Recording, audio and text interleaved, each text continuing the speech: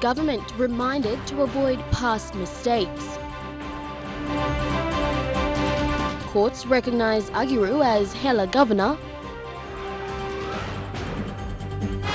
And tennis star Heather Watson competes in Hopman Cup. This is National EMTV News with Lorraine Genia. Good evening, thanks for joining us. This is Thursday's news. The government has again been reminded and encouraged to be wise and prudent in their spending this year. Following the low levels of revenue announced yesterday by the Government, Institute of National Affairs Director Paul Barker said the government should be mindful of the mistakes of the 1990s. His comments come amidst Bank of PNG's quarterly economic bulletin, which raises key concerns around government revenue flow for this year. The quarterly economic bulletin flags much lower than expected revenue for the government for this year. The IMF forecast for oil and gas prices at 42 and 9.5 US dollars is lower than the government forecast of 60 and 12 US dollars. In light of this, Governor Loy Bakani said it is crucial for the government to review and reprioritize government expenditure to minimize the impact of inflation on the economy. INA Director Paul Barker shares some of those views. But it is critically important that during this whole process that they don't cut back on the priority human resource investment and maintenance, etc. Governor Bakani also cautioned against more government borrowings, which to date stands at 16.9 billion kina. Bakani and Barker both emphasized that if there will be any more borrowings, this borrowing should be spent on quality investments in the areas of agriculture, tourism and manufacturing. Nothing wrong with a level of budget deficit, but any deficit has got to go into real priority expenditure, and it's got to be seen as a time of opportunity to focus on enabling those parts of the economy that need to be growing. Barker said the government should not repeat the mistakes of the 1990s, where priority areas such as education were neglected. They defer expenditure, or they just undermine future human resource development and undermine the prospects both economically and socially for Papua New Guinea into the future. Yesterday, Finance Secretary Ken Nangan said due to the low revenue flow, the government department will impose stringent measures to control government spending for this year. We take it that given the current environment, it's a tight fiscal space. So whatever that comes in the tight fiscal space, we also apply our tight strategies to manage the cash flows. Sarah Aupong, National EMTV News. The Bank of Papua New Guinea's financial inclusion program can be a significant indicator of where the government should invest in. Institute of National Affairs Director Paul Barker says the program reveals the need for more financial awareness in rural areas to stimulate economic growth.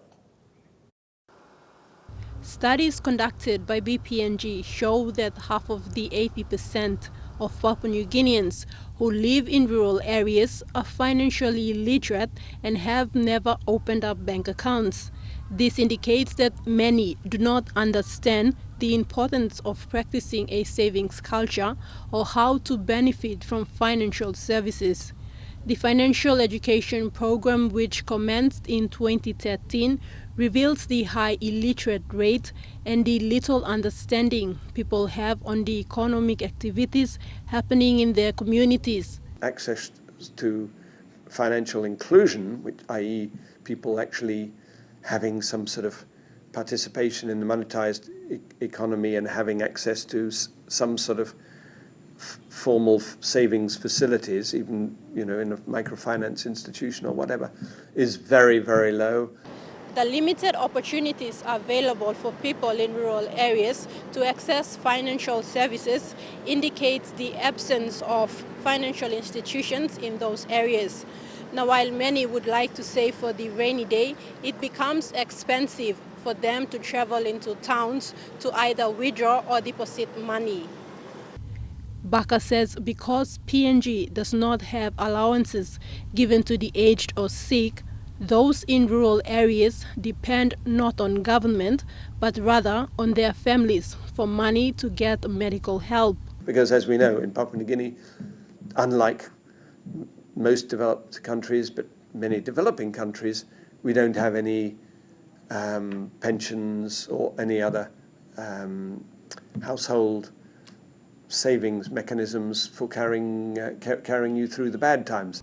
But while specific remarks were made on the access to financial services in remote areas, social indicators like the high maternal and infant mortality rates, the drop in quality of education or law and order services in remote areas are also priority areas the government must invest in. Thekla Gunga, National EMTV News. Ousted Hela Province Governor Anderson Agiru has been reinstated by the courts to his former position.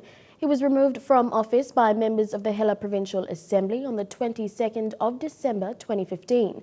This morning, the Waigani National Court ruled in favour of Mr. Agiru. Quinten Alam reports.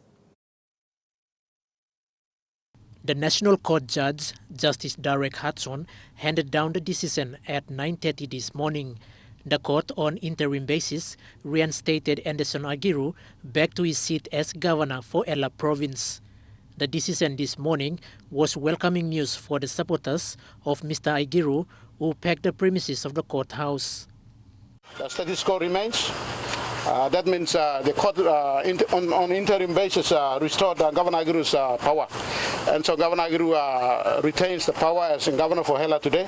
It's a permanent order been granted on top of the interim order previously granted. Last Christmas, members of the Hela Provincial Assembly gave a motion to dismiss Governor Agiru. After the 7 days notice lapsed, the Assembly voted in Komo Magarima MP Francis Potape as the new governor.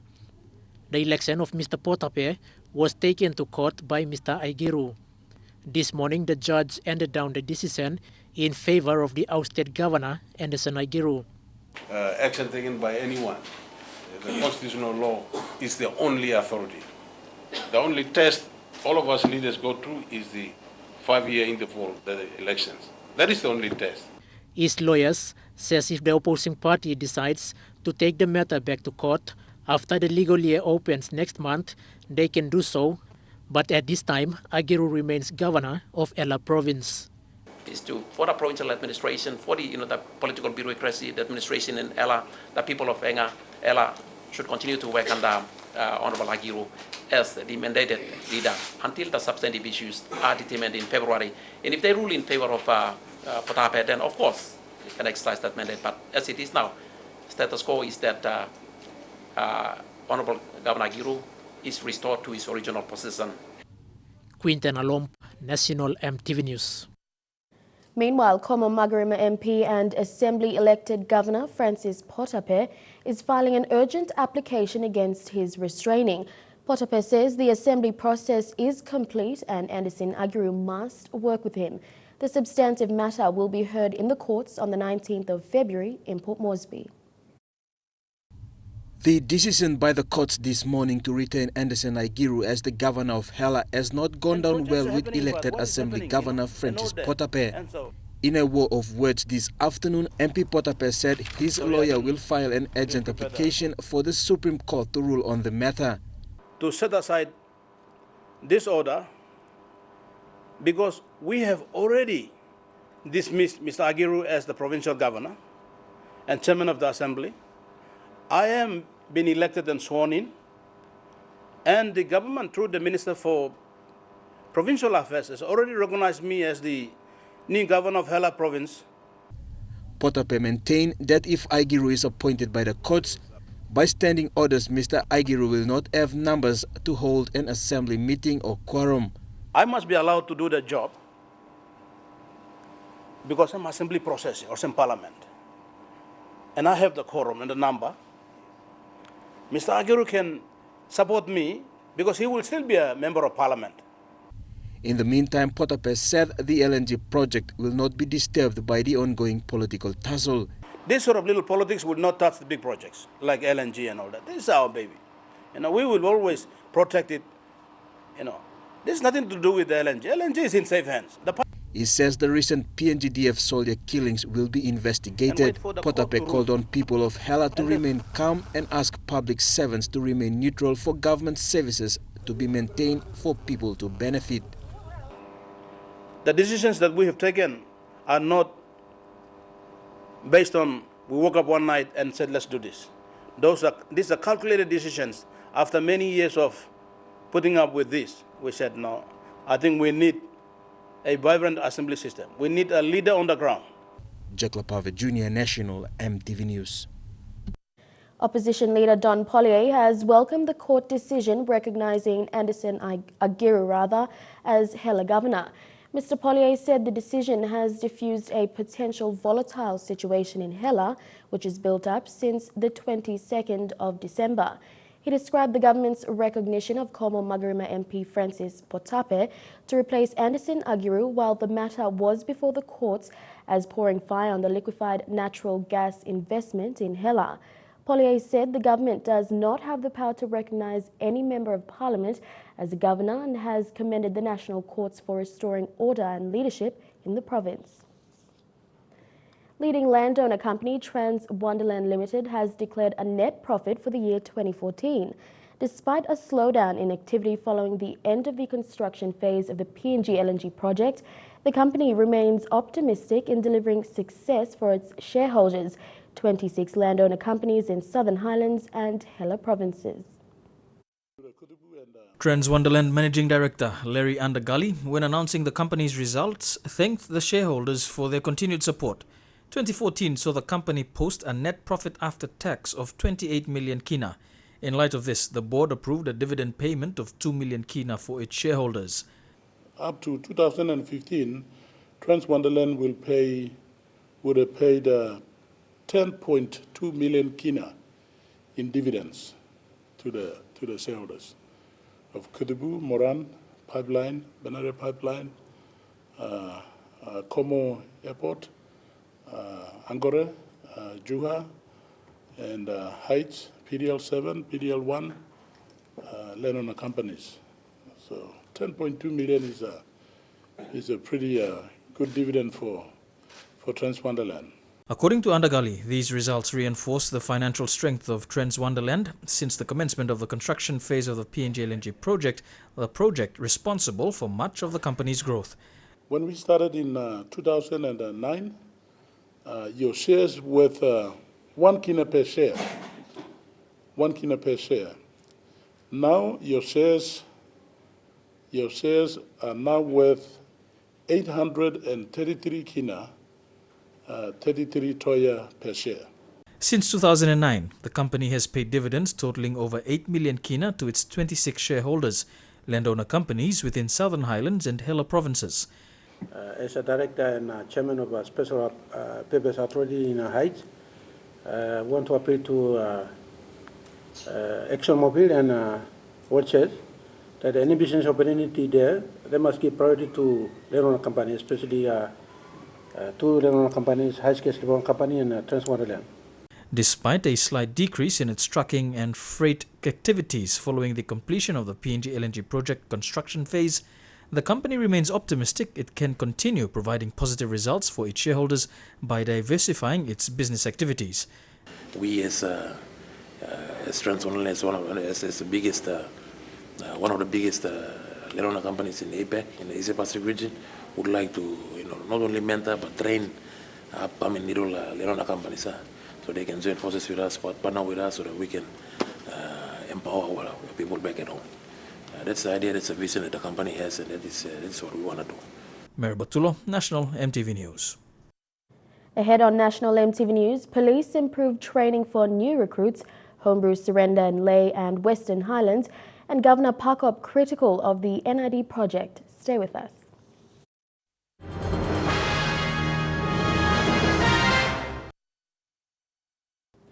Welcome back. You're watching National EMTV News.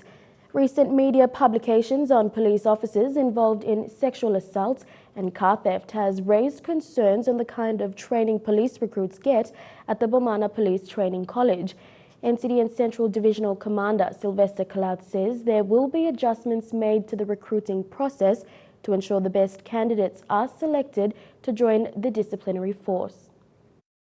Commander Clout says the force will tighten the recruitment process to minimize the number of police brutality cases and ill disciplinary actions by police officers in Papua New Guinea.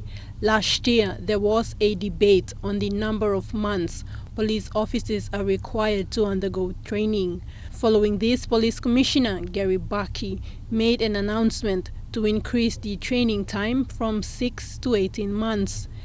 Our recruitment system should be tightened so that we have good aptitude tests, at least with some psychologists involved, so that we get the best candidates to be members of the Royal Papua New Guinea Constabulary.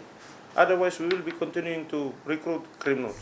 This week, at least 3 police officers in Port Moresby were formally charged for sexually assaulting 2 female victims, one at the Boroko station and the other 2 in a police vehicle while traveling from Hohola to Gordons. Another suspended officer who was on the run was captured by police in Port Moresby yesterday and is currently being detained at the Boroko cell. But we need to get the right people into the organization, and it starts with the recruitment process. If the recruitment process is such that there is no integrity and we open the gates, we will have pigs and dogs coming into the fence, coming into the area, and they cause problems. And this is the scenario. The move to tighten the recruitment process is seen as a positive step to properly screen the applications before allowing them to join the force.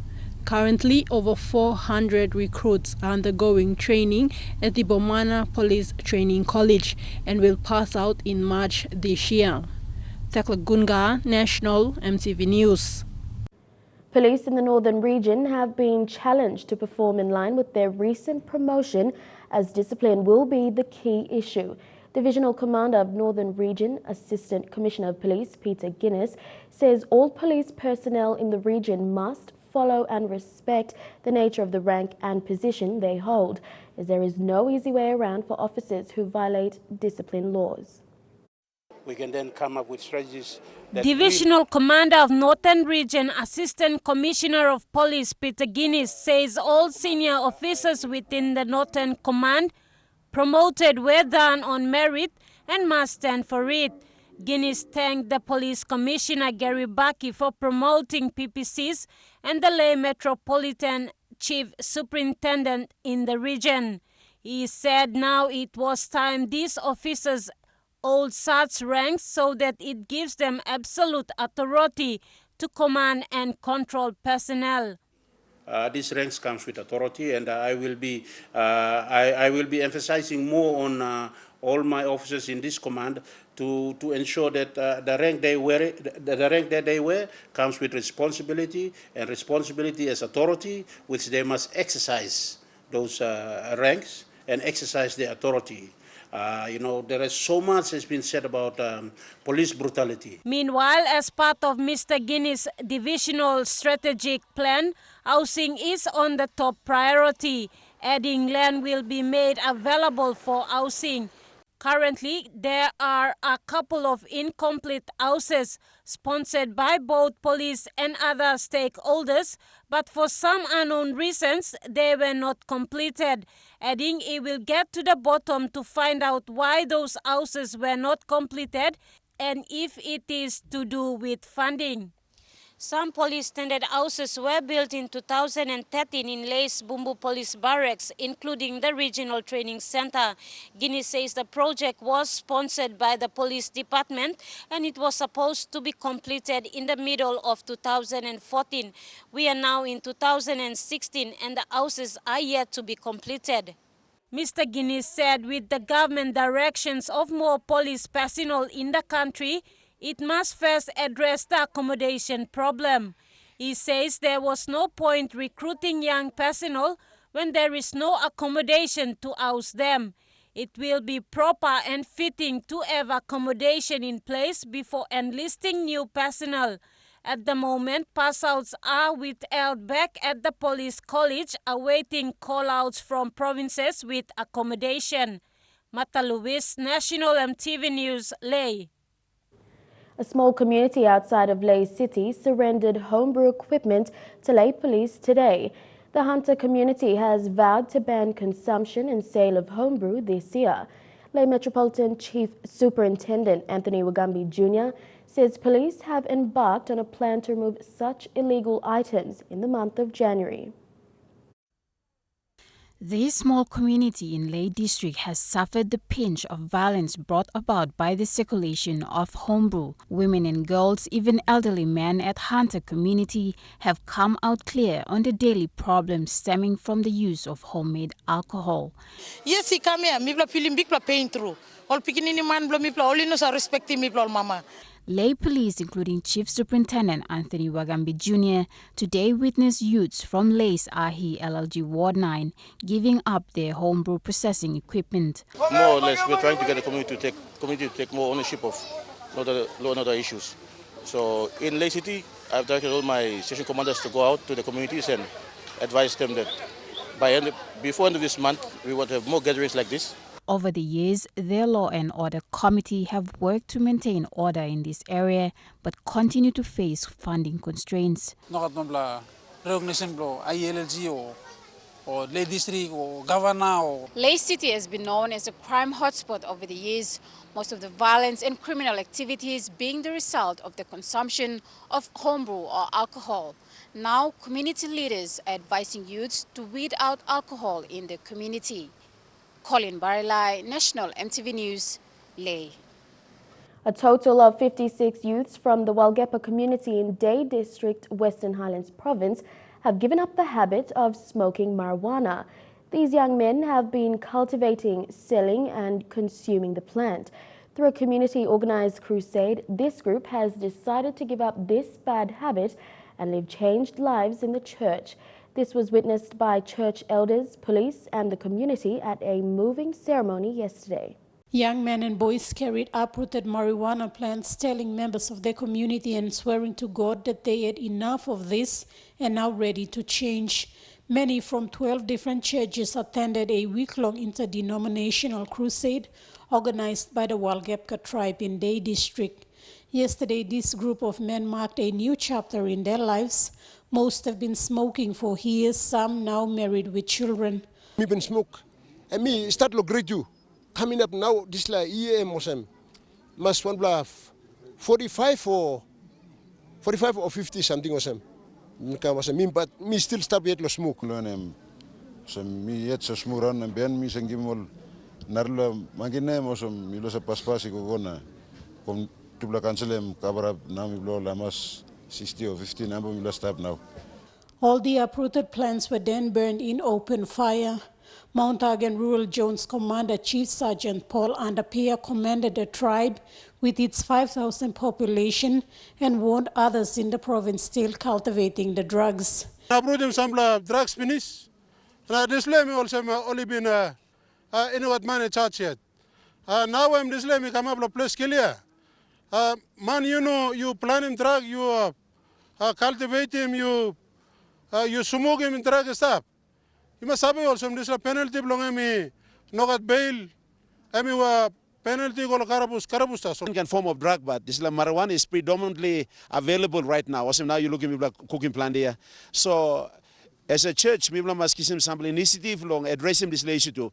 Guest speaker Pastor Dr. Michael Wilson highlighted the need for church-government partnership in addressing this serious problem. Moving forward, all 56, including educated elites in the community, have decided to form an association.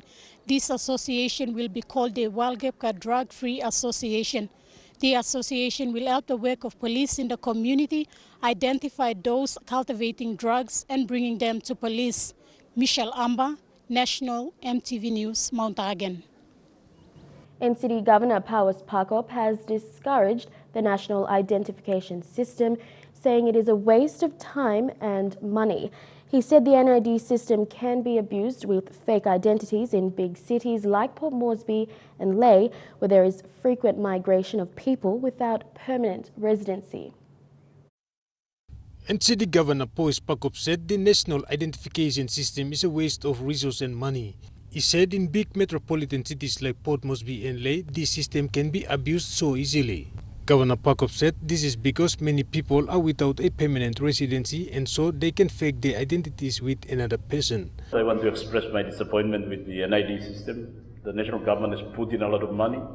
I don't understand why it did not started immediately after 2012 election, and we will be coming to conclusion now. He said that the government should fund existing government agencies like Electoral Commission to invoke this system rather than spending money to create a new agency. The problem is we try to set up another agency when we have the Electoral Commission already here. Perhaps the Minister for National Planning should have allowed the Electoral Commission to undertake this process, this exercise. However, he said this NID system is only applicable in a village setting where identities of people are known. In urban areas like Port Moresby and Lae and Mount Again and Medang and Rabaul, and fly in, fly out, people can also, come in and pretend to be a genuine resident. Eric Hopman, National EMTV News. And now looking at our finance news, the Kina closed unchanged at $0.3325 US in the interbank market. At Bank South Pacific, your Kina was buying $0.3250 US, $0.4565 Australian dollars, $0.2982 euro and 38.21 Japanese yen. Looking at commodity prices at New York close, gold, coffee and cocoa closed higher, while copper closed the day lower, and palm oil and crude oil closed lower, while copper closed the day higher. And on the stock market, the Dow Jones closed at 525 points lower, the ASX closed at 48 points lower, and the All Ordinaries closed at 48 points higher. More local news after the break. Electoral Commission warn against early campaigning and water levels rise at the Sirinuma Dam.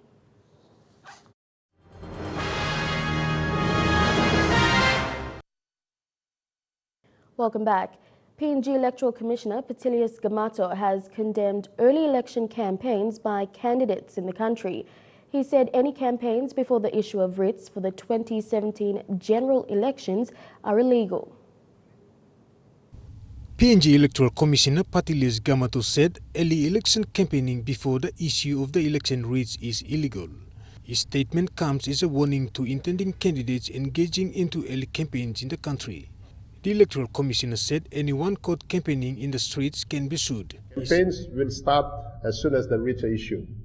And so whoever is doing early campaign is illegal. So I'm appealing to other candidates to watch those who are doing early campaigns, and you can report that. He said election campaigns at this time prior to the issue of writs is opposed to the organic law on national and local level government elections.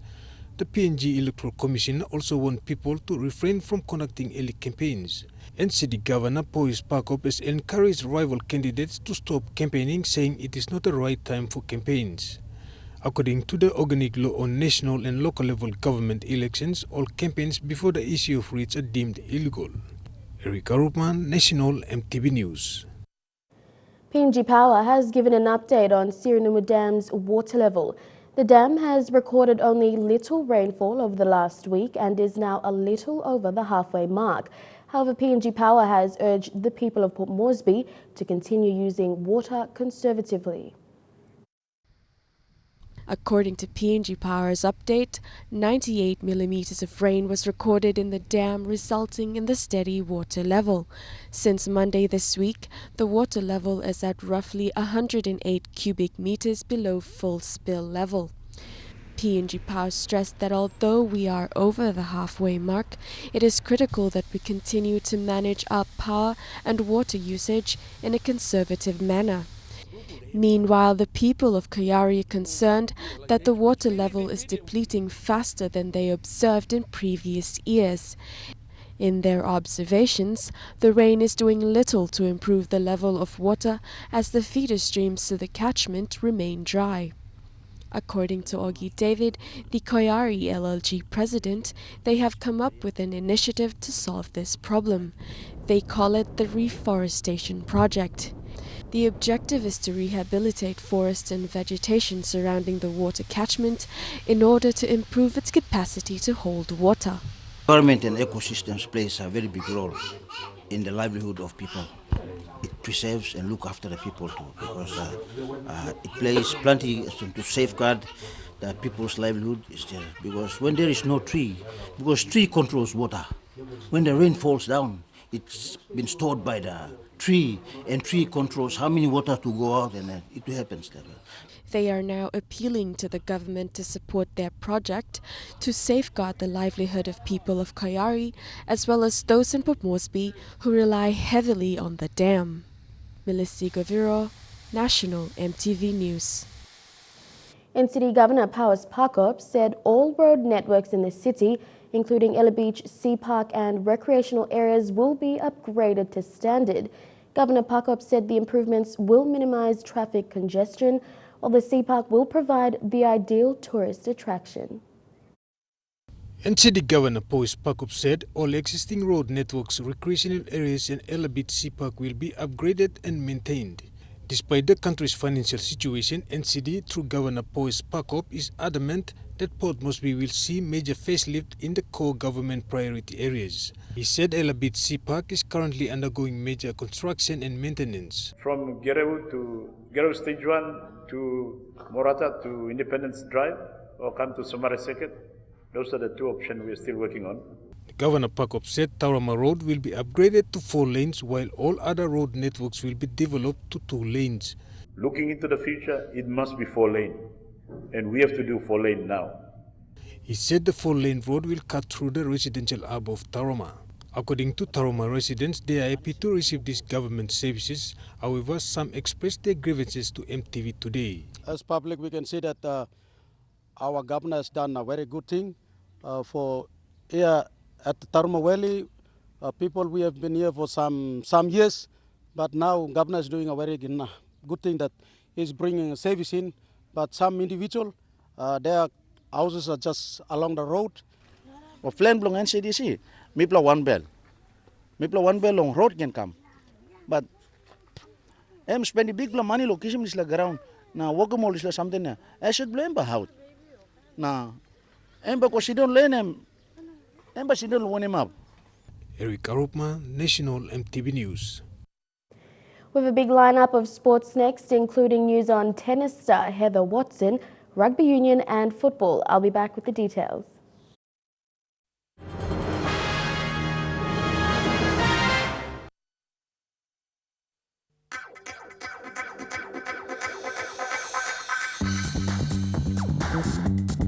True Kai Sports.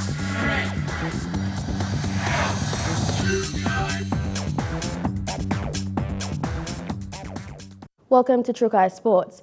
Tennis star Heather Watson, who comes from a mixed parentage of Great Britain and Sepik, is the current British number 2 behind Joanna Konta. She's currently competing in the Hopman Cup in Australia.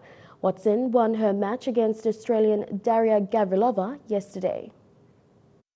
A hard-fought women's singles match saw Heather Watson triumph against Gavrilova 6-7, with Watson breaking Gavrilova in the deciding set to reach 4-5 and stay in the match. Watson powered her way through to beat Gavrilova and level the scores 1-1 after Andy Murray lost to local favourite Nick Kyrgios. In the doubles match, Murray and Watson played to the best of their ability, but wasn't enough to secure the win against Australian pair Daria Gavrilova and Nick Kyrgios. Great Britain plays Germany tomorrow and is hopeful for a spot in the finals. Heather Watson, the young 23-year-old, has competed in different international events like the Australian Open, French Open and the US Open, and being ranked second in Britain is a milestone for her and her family. Elijah Levette, National EMTV Sports. While the Pukpuks missed a placing in the 2016 Rio Olympics, just across the ocean, our Oceania brothers, the Flying Fijians, have already begun their road to Rio. With a budget cut of $2 million, less than a requested $4 million for 2016, Fiji Rugby Union have embarked on a quest to raise funds to support the team's campaign.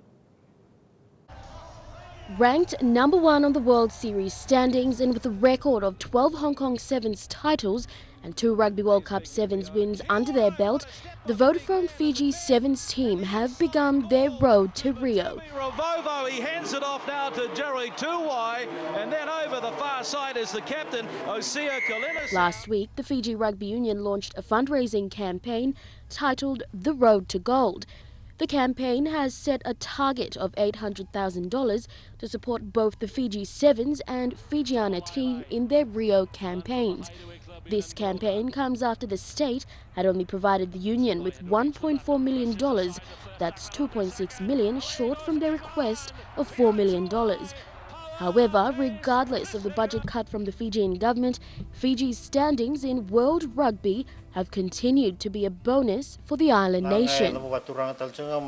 While addressing both teams last year, Fiji's president commended them for their efforts on and off field as ambassadors of Fiji. Come the 5th of August, both teams will have the backing of an entire nation and the region. 4 Fiji-born Sevens players have been listed by World Rugby as players to watch in the HSBC World Sevens Series this year. The list has 26 players, 4 of which includes Vodafone Fiji Sevens players Save Natha Rawatha and Pio Tuai, as well as Fiji-born French Sevens player Virimi Vakatawa as players to watch this year. Meanwhile, the PNG Pukpuks have qualified for a second year in a row after a 10-year absence at the HSBC Hong Kong Sevens and will be looking to better their performance from last year to qualify for the full World Series circuit this year. History will be made when the Papua New Guinea women's team make their first world appearance at the FIFA Under-20 Women's World Cup in November. Venezuela is also set to appear at their first Under-20 Women's World Cup. The Under-20 Women's World Cup has been held in Canada, Japan and Germany and will now be hosted by Papua New Guinea.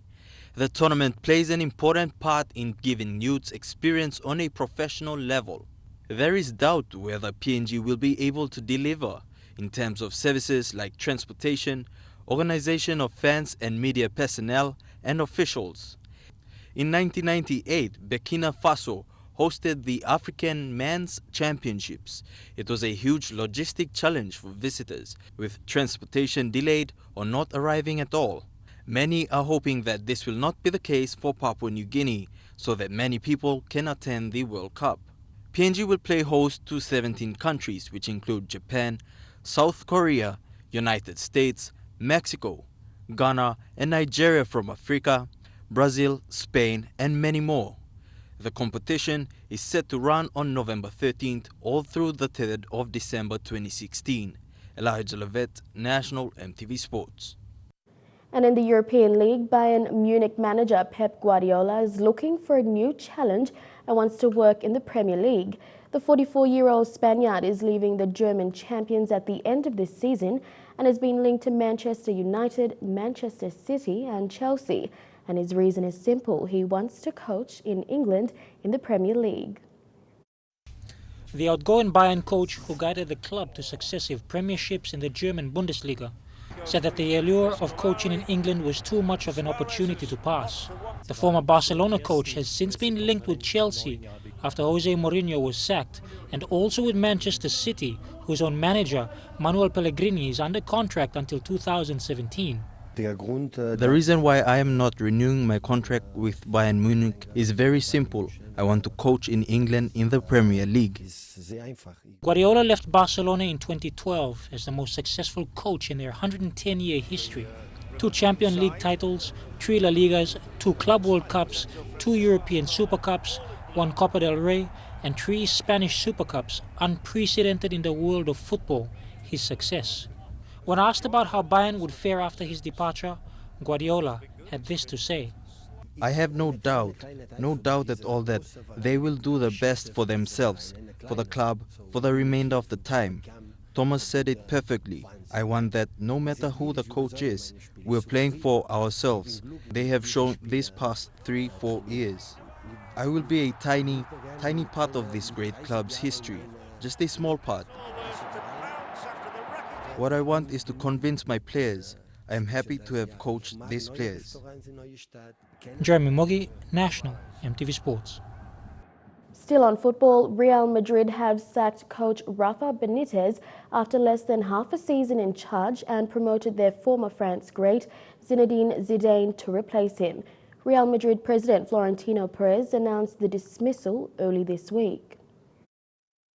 Zidane, who attended the news conference with his wife and 4 children, said he was very excited about his new position. The only thing possible I can say to you is that I will do everything possible, all my best with every player, and I think things will work out well. That's all. The important thing is to be with the team tomorrow and get to work. Real Madrid have not specified the length of Zidane's contract as yet. He is the 11th coach to be appointed by Perez during his 2 terms in charge. Perez, who had publicly backed Benitez in recent weeks, said it had been a difficult decision to sack him. Today we have made a difficult decision, especially so for me, which is involving Rafa Benitez's contract as coach of our first team. I want to make it clear that he is a great professional and a magnificent person, and I would like to thank him for his work and dedication over these months as Real Madrid's coach. Perez said Zidane had always tackled the biggest challenges in soccer with talent and dedication, and noted that the Frenchman knew many of the players well. Elijah Levet, National, EMTV Sports. And still to come on Trukai Sports, the Hunters looking out for a new captain since the departure of Israel Eliab.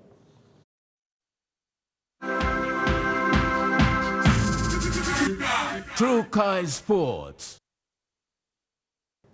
Welcome back to Trukai Sports. The PNG Hunters are in the midst of preparing for the 2016 season of the Intrust Super Cup. Having lost former captain Israel Eliab, who is set to play rugby league in England, the question remains, who will be the Hunters' captain for this season? As the Hunters are in the final preparation for the 2016 season, the team is filled with both a mixture of young and upcoming talent, as well as some familiar faces. The Hunters will play their first game of the Intrust Super Cup 2016 season against South Logan Magpies in the first weekend of March. The Hunters' captain for 2016 is yet to be announced at a later date. At training today, some of the Hunters players were asked who they thought will be named captain for the season. I think Asa should be a good captain for this year. That's my suggestion. Thank you. I'm not sure yet. I think Watts or what? My guess Watts or no Zemi. Yeah. Gonna concentrate more on my role in the team and as a senior player, but as a captain, I think it's going to be more challenging for me, and I think it depends on all the management, what they say, but you got some other potential players that can take up the role as captaincy, like Noel Zeming and Hedem and Adek, so it's all up to the management now. Coach Michael Morum kept mum when asked who he was considering to take the leadership role. Okay, maybe two boys will lead the team around, okay, depending on suspensions, injuries and stuff, but they are now co-captains in 2016. We have a launch, team launch, and that's why we announce it before season starts. The Hunters will continue training here in Port Moresby, while Marum will be going to Brisbane to cement the partnership the team will have with NRL club the Brisbane Broncos. Dion Kombang, National, EMTV Sports. Later this month, the PNG Rugby Football League development team will conduct coaching and refereeing updates for all affiliated leagues in the Highlands Confederation. With the support of the Australian Rugby League, the PNG RFL will introduce an entry-level PNG Coaching Accreditation Certificate, which will allow Papua New Guineans to gain an internationally accredited Level 1 to 3 coaching certificate. NRL Development Officer Brian Rowe will assist with the conference at the National Sporting Institute in Goroka. Following this conference, the PNG-RFL is aiming to have courses implemented through all affiliated leagues to assist with the growth of the #1 sport in the country. And that ends Trukai Sports. The weather details when we come back. Trukai Sports.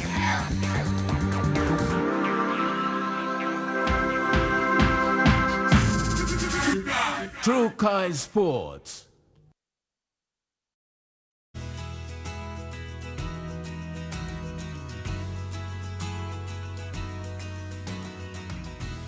And now to your weather forecast for tonight. In the southern region, showers or two in Port Moresby, Daru and Kerema, mostly fine in Alatau, and some showers forecasted for Popondetta. In the Momase region, showers at times in Ley City, Madang and Wewak, and some showers in Bunnymoor. And in the New Guinea Islands, mostly fine in all centres. And lastly, showers or two in all centres of the Highlands region. Now recapping our main stories for tonight. Government reminded to avoid past mistakes. Courts recognise Agiru as Hela governor, and tennis star Heather Watson competes in the Hopman Cup. And that's how it is this Thursday, the 7th of January 2016. Until next time, I'm Lorraine Genia. Good night.